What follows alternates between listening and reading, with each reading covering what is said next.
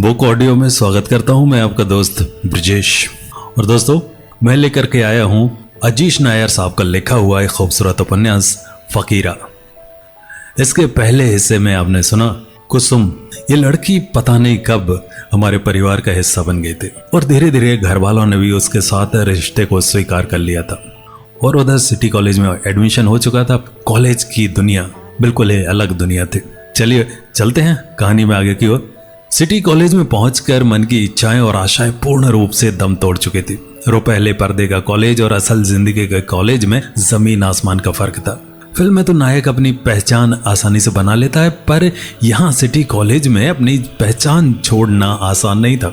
इतनी भीड़ में आकर्षण का केंद्र बनना पहाड़ पर चढ़ने से कम नहीं था, पर भीड़ को देख हथियार डाल देना भी कर्मठ लोगों की पहचान नहीं होती। पहला दिन कॉलेज में ठीक ठाक गुजरा। कॉलेज के बाद जब मैं साइकिल लेकर अपने घर की ओर निकल ही रहा था कि मैंने एक आवाज सुनी। शिवन जी। आवाज किसी लड़की की थी। ये तो नहीं पता कि कौन बुला रही थी, पर आवाज बहुत मधुर थी। इतनी मधुर आवाज थी कि मैं चाहता था वो मुझे बार बार बुलाए। गर्मी के दिनों में ऐसी आवाज मन को ठंडक और दिमाग को तरोताजा करने के लिए काफी थी। उसकी आवाज में जादूगरी थी। मानो कोयल से मधुरता मांग कर मुझे आवाज दी हो। मैंने ना सुनने का नाटक किया और आगे की ओर चल दिया, पर किसी ने आवाज दी, शिवन जी। इस बार मैं रुक गया और धीरे से मुड़ा। मेरे सामने एक बेहद ही खूबसूरत लड़की खड़ी थी। पीले रंग का टॉप और एक हल्की टाइट जीन्स में वो परी लग रही थी। मानो उसके सामने होने पर जिंदगी में बसंत आ गया हो। उसकी मासूमियत उसकी खूबसूरती को और बढ़ा रही थी। खूबसूरती के साथ भोलेपन का समावेश सुंदरता की मिसाल प्रस्तुत कर रहा था। धीमी गति से चलने वाला पवन उसकी जुल्फों के साथ खेल रहा था और उसके होंठों पर सजी मुस्कुराहट मुझे पागल बना रही थी। मानो कुदरत ने पूरी शिद्दत से सजाकर उसे मेरे पास भेजा हो। मैं उसकी खूबसूरती का कायल हो चुका था। मुझसे कुछ बोला ही नहीं जा रहा था। मैं एकटक उसकी खूबसूरती को निहार रहा था। मेरा दिमाग मुझे ऐसा करने से रोक रहा था, पर मेरा दिल था जो अपने अनुसार ही चल रहा था। उसने मुस्कुराकर अपनी पलकों को झुकाया और धीरे से मुझे देखकर बोले, आपसे कुछ बातें करनी है। मैं हैरान था कि ये लड़की जो मेरे घर के पास रहती है और जिससे मैंने आज तक बात नहीं की, मुझसे आज बात करना चाहती है। मैंने कहा, हाँ गुड्डी बोलो, क्या बात है। घर के पास कुसुम को सब गुड्डी नाम से ही जानते थे। मेरे लबों पर उसका नाम सुनकर वो मुस्कुराई, जैसे मेरे शब्दों से भाग गए हों। उसकी आंखें मुझे बार बार उसका नाम पुकारने का इशारा कर रही थी। उसकी आंखों में एक अजब सा नशा था, देखने वाला भी मदहोश हो जाए। वहां चलिए, उस पेड़ के नीचे, उसने धीमी आवाज में कहा। उसकी धीमी आवाज मन में हलचल मचा रही थी। मैं यही सोच रहा था कि ऐसी भी क्या बात है। मैंने हिम्मत करके कहा, अब पेड़ के नीचे क्यों, चलिए कॉफी शॉप चलते हैं, आराम से बातें करेंगे। कॉफी शॉप का नाम सुनते ही वो खिलकर मुस्कुराने लगी। मैंने पूछा, क्या हुआ।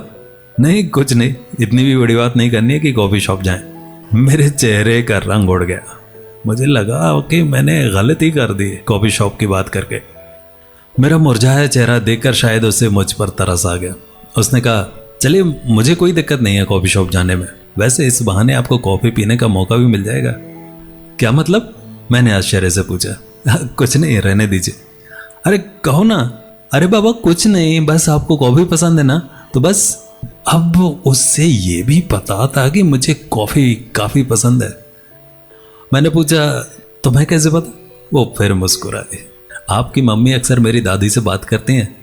मैंने एक बार उन्हें कहते सुना था कि आपको कॉफी बहुत पसंद है। इस बार थोड़ा जोर से बोली। मैं चुपचाप खड़ा था। वो मुझे मुस्कुराते हुए एकटक देख रहे थे। फिर उसने कहा, चलिए सोच क्या रहे हैं। मैं मुस्कुराने लगा। मुझे मुस्कुराते देख वो भी सुंदर वाली छोटी हंसी अपने होठों पर ले आई। उसके चेहरे का नूर उसकी खूबसूरती की वजह से और ज्यादा बढ़ रहा था। फिर मैं खो गया उसकी खूबसूरती और उसकी आंखों की गहराई में। मैं था वहां पर, सच कहूं तो मैं डूब चुका था उसकी आंखों में। चलिए ना, उसने कहा। हाँ चलो। हम दोनों के पास साइकिल तो थी, पर फिर भी हम साइकिल लिए पैदल ही जा रहे थे। मैंने धीरे से उसकी ओर देखा।